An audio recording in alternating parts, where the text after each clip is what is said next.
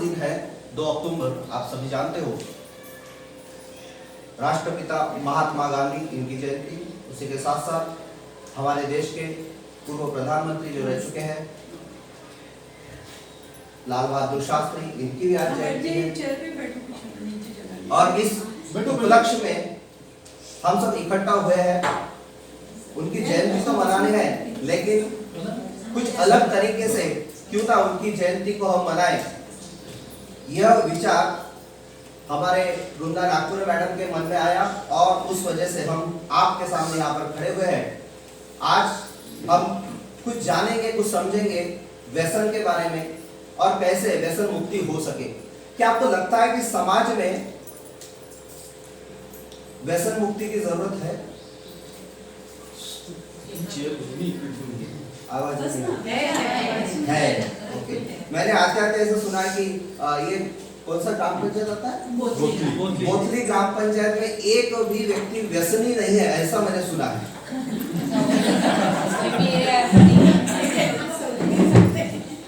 Okay, वैसे ये joke था, मैं चेक कर रहा था कि मैं सही लोगों के सामने बोल रहा हूँ या नहीं।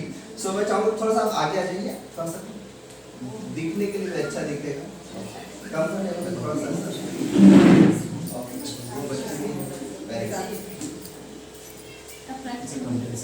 क्या आपको इसलिए बुलाया गया है कि आप व्यसन करते हो, या आपको इसलिए बुलाया जाता है कि आपने आपके आसपास किसी ना किसी व्यसन करने वाले को देखा है? काफी बार हमारे घर में हो सकता है, घर के आसपास हो सकता है, हमारे गांव में हो सकता है। यूं कहो तो हमारे समाज में एक सबसे बड़ी समस्या बनती जा रही है, वह है व्यसन। यस और यस? सो समस्या तो ऐसे समस्या की बात करने से कुछ नहीं होगा। उस समस्या का हल करने के लिए, उसको सॉल्व करने के लिए कुछ ना कुछ कदम हम सबने मिलके यदि उठाए तो हो सकता है वो समस्या को हम कुछ हद तक कम कर पाए।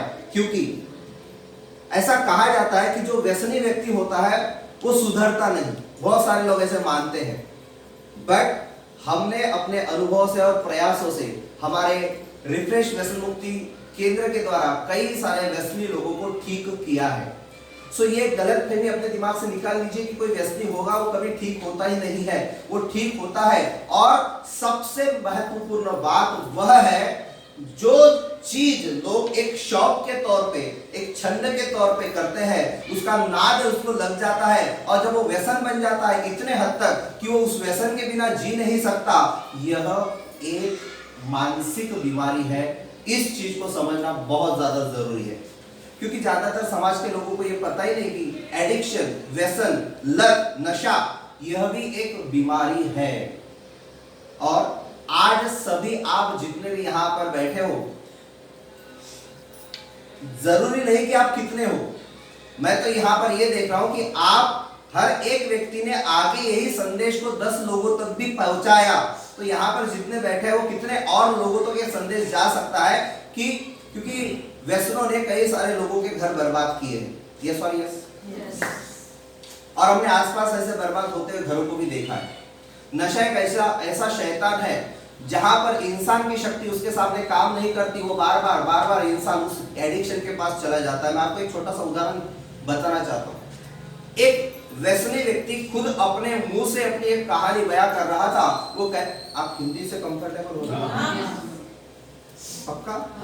ओके, क्योंकि ऐसा कहा जाता है कि दुनिया में चाहे भाषा कितनी भी हो, राज करेगी हिंदी, और इंसान चांद पर क्यों ना पहुंच जाए, वहां पर भी सबसे पहले दुकान लगाएगा सिंधी। इसलिए I am comfortable in speaking Hindi, तो हिंदी में बात करना मैं पसंद करूंगा। सो आप सभी को समझ में आता है। मैडम ने भी काफी अच्छे से हिंदी में अपना प्रास्ताव भी बताया, तो मैंने सोचा कि यहाँ पर हिंदी जानने वाले होंगे तो हिंदी में बात किया जाए। समझ में आता है? मोस्टली मराठी है सर।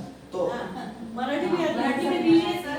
नहीं, हिंदी में बोला तो समझ में आ जाएगा। समझ में आएगा ना? आ जाएगा। तुम्हाला नसेल समजत तसं मराठीमध्ये सांगा. बहुत मराठीमध्ये बोलता येईल. हा इम्पॉर्टंट टॉपिक है, ये समझना आवश्यक है, समझना बहुत जरूरी है मैडम। अगर किसी को अगर दिक्कत है तो प्लीज मराठी में कोई दिक्कत नहीं है। मराठी को तसं मराठी वाले हिंदीपेक्षा जास्त पाहतात. ठीक है. मराठी नाही पाहणार पण हिंदी पाहणार. तर हे याची मला वाटते गरज नाही आहे की हे बाहेर ऐकायला जातं. इथल्या इथेच आहे. इथल्या इथेच आहे ना, मग हे काही घ्यायची गरज नाही, माझा आवाज तसाच आहे कारण हाँ, मला right. थोडंसं ओके नहीं तो ये सर हो सकता है कोई बाहर वो बैठे होंगे ना। लेकिन बाहर साउंड नहीं जा रहा ना, यहाँ ऐसे भी है ना। नहीं जा रहा ओके। नहीं बहुत बड़ा जाएगा तो एक गाँव होगा। को इलाके हाँ, वही में जाएगा। जाएगा तो मैं जरूर उसको अच्छी बोलना बात है, चाहूंगा बोलिए है सर। ना? हाँ, बोलिए बाहर क्योंकि बाहर ही किसी के ऊपर जा रहा है, इतना तो पता चलेगा कि व्यसन मुक्ति के ऊपर कोई कार्यक्रम हाँ, हो रहा है। बंद है वो। नहीं नहीं साउंड नहीं कर रहा ना। चालू आहे, जानबूज की कम रखी. नहीं नहीं बड़ा करके रखो। तर त्याला एक काम कर ना, इथं ठेवून दे ना, इथं ठेवून दे ना. नाही का खिडकीमध्ये उधर के साइड में वो विंडो के तरफ मुंह रखो उसका. ये बोर्ड से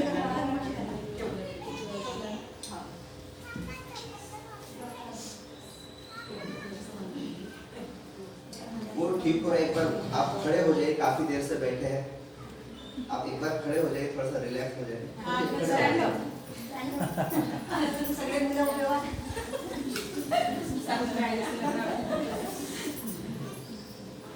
मैं समझ सकता हूँ नीचे बैठकर सुनना थोड़ा सा चैलेंजिंग हो जाता है। हेलो हेलो हाँ आप भी आ रहा है। यस अभी आवाज दे रहा है। हाँ। हाँ, बोल रहा हूँ कि टी-शर्ट पहने हो। हाँ, मुझे बस दिखता है। रखो ना वहीं पर रखो सर जोन पर। अब यहाँ से और लोग भी बाहर के हैं वो भी सुनेंगे। तिकडे तोंड कर. हाँ, स्पीकर. ठीक है. नाही, मोठी नेत्यांना पण गेली आहे. ती गेली पाहिजे ना आता ठेवलाय का? हाँ, इथे इथून घ्या. सगळ्यांची नवीन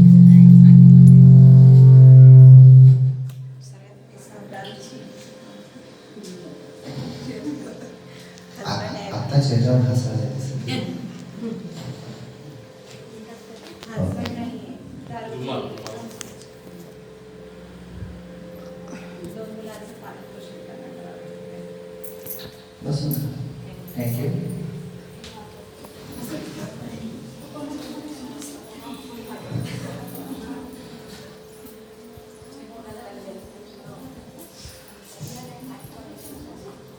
औलाद को बे औलाद कर दिया, औलाद को बे औलाद कर दिया, बेवक्त जिंदगी से आजाद कर दिया। इस नशा और शराब नाम के जहर ने कई घर को बर्बाद कर दिया।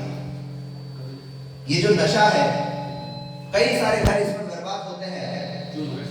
आर्थिक हानि, पैसा जाएगा, सेहत का नुकसान, सेहत खराब होगा, समाज में मान प्रतिष्ठा नहीं रहेगी, काम से ध्यान हटेगा, परिवार पर ध्यान नहीं, बच्चों पर ध्यान नहीं, तो पूरा का पूरा परिवार कोलैप्स हो जाता है, गिर जाता है, पीछे हट जाता है। ऐसे कई सारे उदाहरण आपने आपके गांव में आसपास देखे होंगे। सबसे पहले एडिक्शन, नशा, व्यसन, लत है क्या? तो इसके कई सारे प्रकार हैं। आप और हमको बहुत कम मात्रा में ही व्यसन पता होते हैं, लेकिन व्यसन करने वाले अलग अलग प्रकार के व्यसनों को करते हैं। आधुनिक व्यसन में टीवी का भी व्यसन आता है, मोबाइल का भी व्यसन आता है, इंटरनेट का व्यसन आता है, बीड़ी सिगरेट तंबाकू, बीड़ी सिगरेट तंबाकू ये तो सारे व्यसन है ही। शराब सबसे ज्यादा किए जाने वाला व्यसन। और इस व्यसन के कारण, इस नशा के कारण कई सारे जिंदगियां बर्बाद हुई है। आप और हम प्रयास कर सकते हैं कि कई और जिंदगी को हम शायद बचा सकें। कहीं ना कहीं इसके बारे में जन जागृति होना, लोगों को पता होना बहुत ज्यादा जरूरी है। जिस घर में कोई व्यक्ति यदि कोई नशा करता है, उस परिवार को नहीं पता होता है कि उनको कैसे हैंडल करना है, कैसे ठीक करना है। तो ऐसे वक्त किसी और की मदद लेना, ऐसी कोई भी संस्था का या फिर साइकोलॉजिस्ट की या फिर साइकेट्रिस्ट की मदद लेना, यह जिस घर में कोई व्यक्ति नशा करता है उस घर के परिवार वालों को समझना बहुत ज्यादा जरूरी है। और सबसे ज्यादा चिंता की बात इस वजह से है क्योंकि आजकल काफी सारे युवक, स्कूल जाने वाले बच्चे भी धीरे धीरे इस नशे की चपेट में आ रहे हैं। हम नशे का व्यापार करने वालों को तो रोक नहीं सकते, उनकी दुकान तो वो चलाएंगे, वो मौत का बाजार तो करेंगे ही, लेकिन हम अपने आप को, अपने परिवार को, अपने समाज के लोगों को, अपने आसपास के लोगों को इस नशा से एक सुरक्षा कवच जरूर दे सकते हैं। मैं एक उदाहरण बताते बताते रुक गया। वो उदाहरण ऐसा था कि एक नशे वाला व्यक्ति खुद अपना अनुभव शेयर कर रहा था। उसने कहा कि मैं काम से घर आ रहा था, थक गया था, बदन चूर चूर हो रहा था और उसकी इच्छा हुई नशा करने की आदत के हिसाब से, बट उसने देखा कि उसके पास पैसे नहीं है। जो काम करता है उसके पैसे तो 7 दिन के बाद मिलेंगे, फिलहाल पैसे नहीं है, नशा करने की इच्छा होती है। वो घर जाता है, उसे पता चलता है कि उसकी बीवी रो रही है। उसे समझ नहीं आता क्या हो रहा है। फिर उसे पता चलता है कि उसकी एक बेटी जो है वो बीमार है और बहुत बुरी तरह से बीमार है। इसको आते देख बीवी उठ के खड़ी होती है, अपने पति को कहती है मैंने पड़ोस से ये 100 रुपए मांग के लाए हैं, डॉक्टर साहब ने ये दवाई लिख कर दी है, जल्दी से जाइए दवाई लेकर आइए, इसकी तबीयत बहुत ज्यादा खराब है। 100 रुपए लेकर वो इंसान दवाई लेने के लिए बाहर निकलता है। जाते उसके मन में विचार, दवाई तो लेना जरूरी है, लेकिन मैं थोड़ी सी इसमें से शराब पी लेती हूं, मेरी थकान मिट जाएगी, बाकी पैसे में दवाई लूंगा, इतनी महंगी तो दवाई नहीं होगी। ऐसा वो सोचता है, दुकान में जाता है, थोड़ी सी शराब पीता है, लेकिन शराब थोड़ी सी से होता क्यों? इतने सारे शराब के ऊपर गाने बनाए हैं जिसके वजह से लोगों के दिमाग में नशा करने को और प्रोत्साहित मिलता है ना। हम सुनते हैं ना 4 बोतल काम मेरा, वहां बच्चे भी गाते हैं, बड़े भी गाते हैं। किधर जा रहा है समाज? जितने भी महापुरुष इस भारत के भूमि में हुए हैं, आप जरूर देखना वो सभी निर्व्यसनी थे, इसलिए वो महान बन पाए। यदि हम जयंती मना रहे हैं उनकी, तो उनसे ये सीख तो ले सकते हैं, वो तभी महान बने क्योंकि उनको कोई भी व्यसन नहीं है। हमें भी जीवन में सफल बनना है तो हमें किसी भी प्रकार का व्यसन नहीं होना चाहिए। उसके अलावा अच्छे व्यसन है, पढ़ाई का व्यसन, किताब पढ़िए, समाज कार्य का व्यसन, ये अच्छे व्यसन हमारे वृंदा नागपुरी मैडम को है, समाज कार्य का व्यसन। अच्छे व्यसन कीजिए। ये जो शरीर की हानि, समाज की हानि, और इसके वजह से समाज में काफी क्राइम, गुनाह बढ़ रहा है। क्या आपको पता है हमारे देश में जो क्राइम, गुनहगारी बढ़ रही है, इसके पीछे भी नशा इसका सबसे बड़ा हाथ है। नशे के लिए पैसे चाहिए, उसके लिए कुछ बच्चे, कुछ लोग कुछ भी करने के लिए तैयार हो जाते हैं। सो एक नशे के एक समस्या की वजह से समाज में कई सारी समस्याएं खड़ी हो रही है। हम पूरे समाज से, पूरे देश से नशा का व्यापार करने वालों को नहीं रोक सकते, लेकिन अपने आप को उससे दूर रख सकते हैं, अपने परिवार वालों को सुरक्षित रख सकते हैं। खास करके स्कूल जाने वाले बच्चों को यह बताएं, समझाएं कि उससे क्या नुकसान होता है। हम स्कूल में बहुत सारी चीजें पढ़ते हैं, लेकिन मैंने देखा है पढ़े लिखे अनपढ़ लोगों को, ध्यान से समझिए मैडम, पढ़े लिखे अनपढ़ लोग ऐसे लोग जिन्होंने स्कूल की, कॉलेज की पढ़ाई की है, लेकिन उसके बावजूद सिगरेट के पैकेट पर के 2 लाइन वो पढ़ के समझ नहीं पाते। क्या लिखा है उस पर? कि ये लेना हानिकारक है, इससे कैंसर हो सकता है। नागपुर कभी आओ ना, भुगोल का स्क्वायर है, वहां पर एक कैंसर हॉस्पिटल है, कभी वहां पर अंदर जाके चक्कर मार के आना, वहां के रुग्णों को जरूर पूछना कि तुमको कैंसर कैसे हुआ। तो बताइए कि मैं शेंगदाने खाता था, काजू खाता था, बादाम खाता था, इसलिए हुआ है ना? नहीं, क्या होगा? गुटखा, तंबाकू। एक लड़का मुझे वो गुटखा खाते हुए दिखा, मैंने उसको बोला तेरी उम्र है कि ये सब करने की? तो मुझे बोलता है कि बताओ कौन सी उम्र रहती है करने की? तुम मुझे बोलने वाले कौन हो? मैं गुटखा खाता हूं, मैं तो अपने किससे नहीं डरता? पूज्य पिताश्री से भी मैं डरता नहीं। ऐसा वो मुझे कह रहा था, उतने में बगल से उसके पिताजी बाहर आए। जैसे उसके पिताजी बाहर आए, इस लड़के ने अपने हाथ में जो गुटखे की पुड़ी थी उसको गाड़ बांधी और जेब में रख दी। मैंने कहा तू अभी तो बोल रहा था कि मैं तो अपने पिताजी से भी नहीं डरता, अब क्यों गुटखा छुपाया? बोले नहीं, वो भी खाता है, उसको दिखा तो आधा वही उड़ा लेता है। क्या क्या बताएंगे हम? जहां पर पिता भी उल्टा खा रहा है तो बच्चा तो खाएगा। मतलब व्यसनी लोग अपने बच्चों को क्या देके जाते हैं विरासत में? उनकी वही बुरी आदत, घर जायदाद खेत ये देके जाना, कुछ अच्छे संस्कार देके जाना, तो कुछ नशे वाले लोग अपने आने वाले जनरेशन को अपना नशा लेकर जाते हैं। नशा क्यों होता है? फिल्मों से देखकर, टीवी पर देखकर, वहां पर देखा जाता है, उनकी कॉपी करके लोग उस चीज को करते हैं। दूसरी चीज, बच्चों को नए चीज का आकर्षण रहता है, कोई ना कोई करते हुए दिखता है, उनकी कॉपी करते हैं, इस वजह से नशा। घर में ही कोई ना कोई नशा करने वाला होता है, उसका बच्चे देखते हैं, करते हैं। मैं मेरा उदाहरण बताता हूँ। बचपन में मैंने एक बार वो तंबाकू देखा और उसको जबान पे रख के देखा, छोटा था मैं। उसकी टेस्ट कुछ इतनी अच्छी नहीं लगी मुझे कि बहुत टेस्टी होगा। उसके बाद मैंने उसको थूक दिया, मुझे उल्टी जैसा लगा, उल्टी हो गई और मैं सोच में गिर गया कि लोग इसको खाते कैसे। गाढ़ तंबाकू सुना, तू तो माता मित्र सुना, कृष्ण वगैरह सुना, अलग अलग इसके बारे में पॉजिटिव बातें नशा करने वाले फैलाते हैं। व्यसनों के कई सारे प्रकार, आजकल आधुनिक व्यसनों में भी लोग अटक रहे हैं। स्क्रीन के सामने ज्यादा वक्त बिताना। अब तो स्कूल कॉलेज बंद थे तो बच्चों को मोबाइल देना पड़ा, लेकिन अब सबसे बड़ा चैलेंज रहेगा कि स्कूल शुरू हो जाएगी, उसके बाद बच्चों के हाथ में मोबाइल वापस कैसे लिया जाए।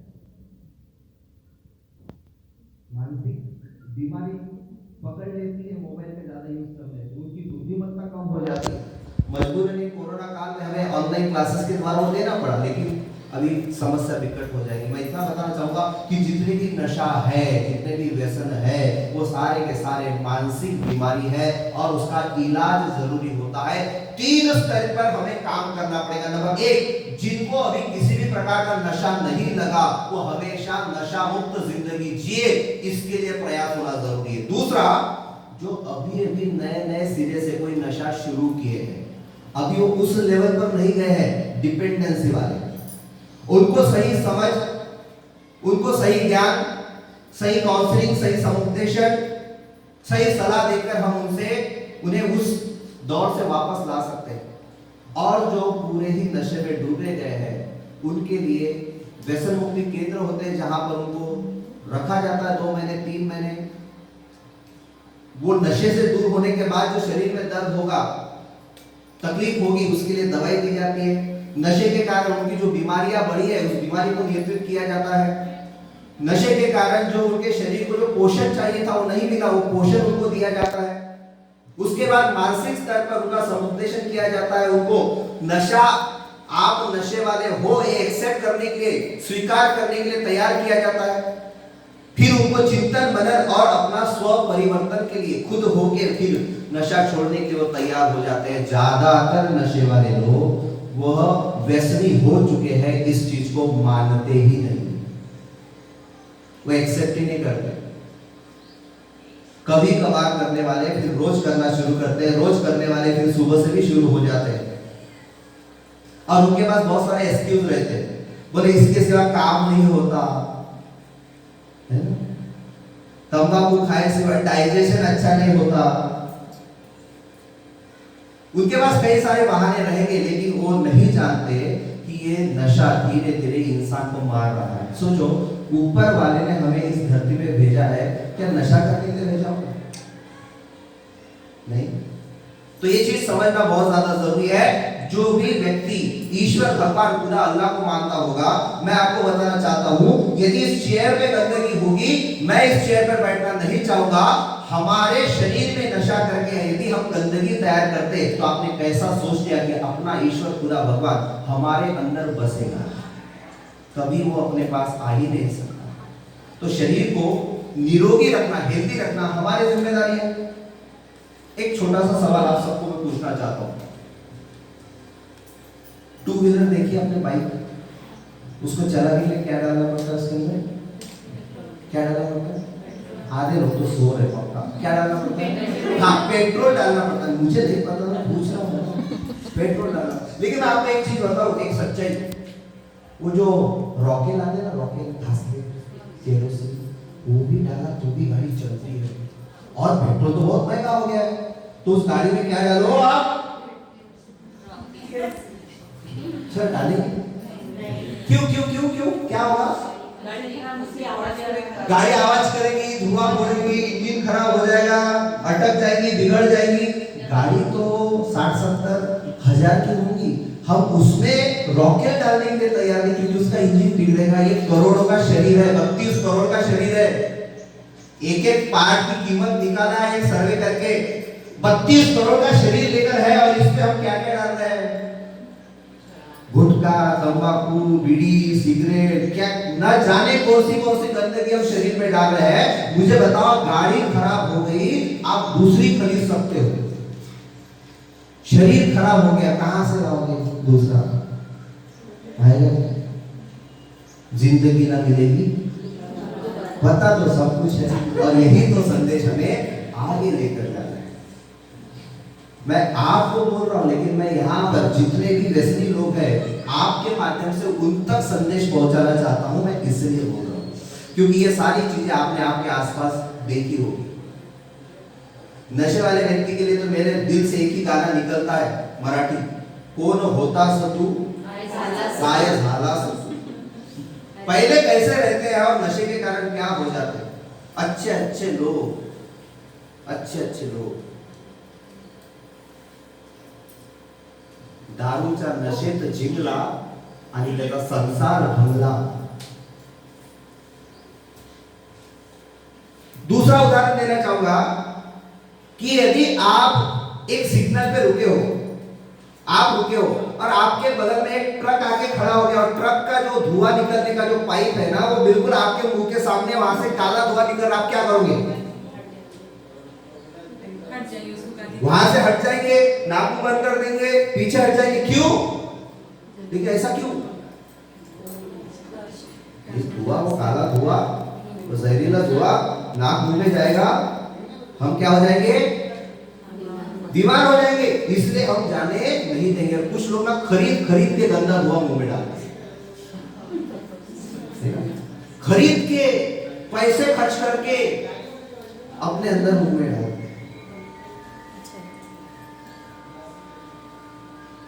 देखे लोग ऐसे। बच्चे भी फिर बड़ों का देख के वैसे करने की कोशिश करते हैं। मैं जिंदगी के ख्वाब भुलाता चला गया, हर फिक्र को।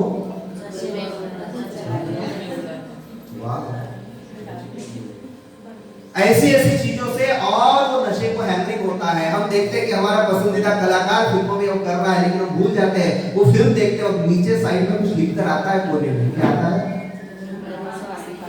वो तो एक्टिंग करने के लिए वहां पर चाय पत्ती का पानी ग्लास में लेकर है, और अपन समझ रहे कि वो शराब अपना हीरो पी रहा है।